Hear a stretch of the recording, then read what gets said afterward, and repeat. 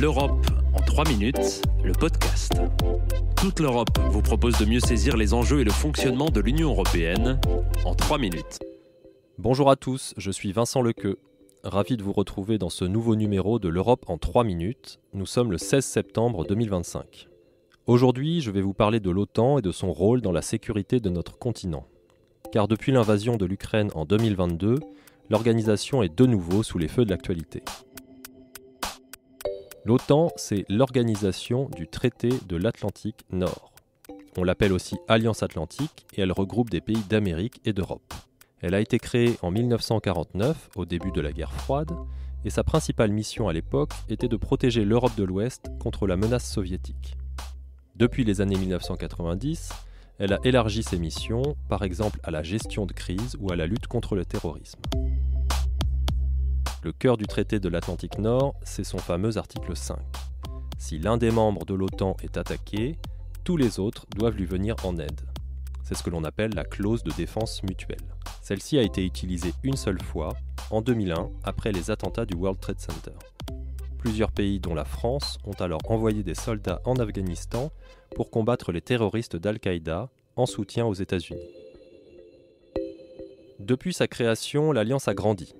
Elle est passée de 12 pays fondateurs à 32 aujourd'hui.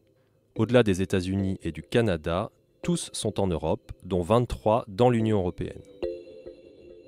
Quelles sont aujourd'hui les missions de l'OTAN ?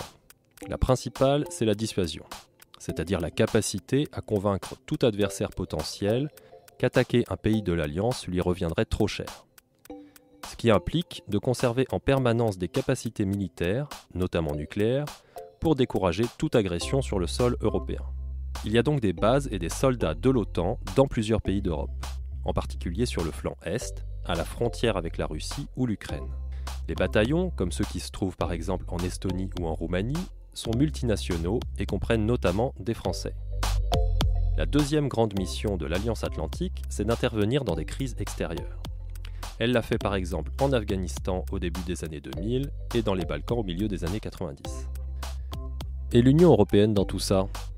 Eh bien l'UE en tant que telle intervient exclusivement au-delà de ses frontières à travers sa politique de sécurité et de défense commune, la PSDC en jargon bruxellois, et essentiellement pour des missions de maintien de la paix, de formation militaire ou d'assistance humanitaire.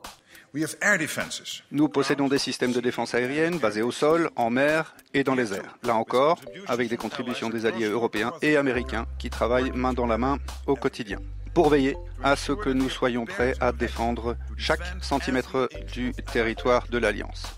Comme vient de l'illustrer le secrétaire général de l'OTAN, Mark Rutte, pour la défense collective de l'Europe, c'est son organisation qui est en première ligne. Ce qui n'empêche pas l'Union européenne et l'OTAN de collaborer dans de nombreux domaines. Par exemple en partageant leurs informations, en formant ensemble des militaires ukrainiens ou en menant des exercices militaires conjoints. Enfin, l'Europe cherche aussi à mieux se défendre seule. C'est ce que l'on appelle l'autonomie stratégique. L'idée, c'est de renforcer les capacités européennes de défense sans se couper de l'OTAN et de l'allié américain. Bref, l'Alliance Atlantique reste aujourd'hui indispensable pour préserver la paix et défendre l'Europe contre des agressions extérieures. Ce qui n'empêche pas le continent de vouloir réduire sa dépendance vis-à-vis de l'organisation et peut-être aussi des États-Unis. Retrouvez l'Europe en 3 minutes, le podcast sur www.touteleurope.eu et sur votre plateforme d'écoute préférée.